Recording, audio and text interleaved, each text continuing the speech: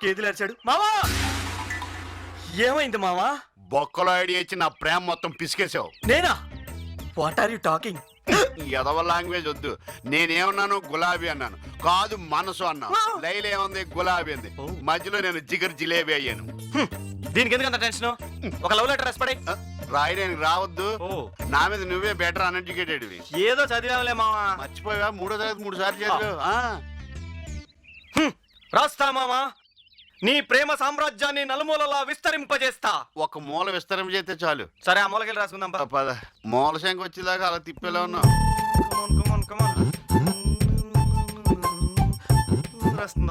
ఏంటిదే?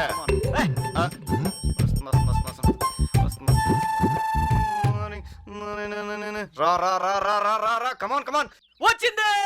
ఏంటి?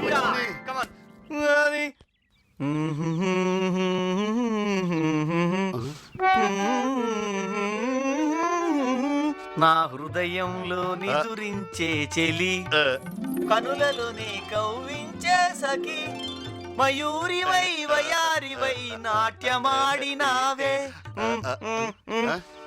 నన్ను దోచుకొందువటే వన్నెల దొరసాని, నేనొక ప్రేమ పిపాసిని, నీ ఒక ఆశ్రమవాసిని, నాదోహం తీరనిది, నీ హృదయం కదలనిది, తొంగి తొంగి చూడ మాకు చందమామ, నీ సంగతంతా తెలుసు నాకు చందమామ.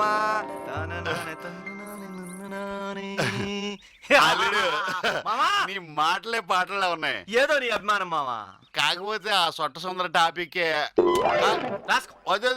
కవన్నాక మాకు కొంచెం ఉంటాయండి. ఇది చాలు. ఈ లెటర్ గా పడిన ఆడదే కాదు, ఇట్లు శ్రావణి సుబ్రహ్మణ్యం.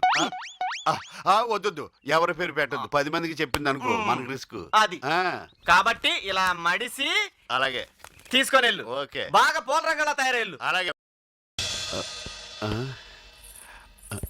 ఎక్కడ లైలా? ఏంటి వెతుకుతున్నావు? ఈ లెటర్ ఇద్దామని, లైలాకి ఇద్దామని. నాకు తెలుసు, వెళ్ళు. వెళ్ళు. గ్రహాలు బాగాలేదేంటి? ఈ మాత్రం లెటర్ ఇవ్వడానికి టాటా బిర్లాకి ఇవ్వడం, బిర్లా లైలాకి ఇవ్వడం, లైలా నాకు ఇవ్వడం ఎందుకు? నేరుగా తనే ఇవ్వచ్చుగా.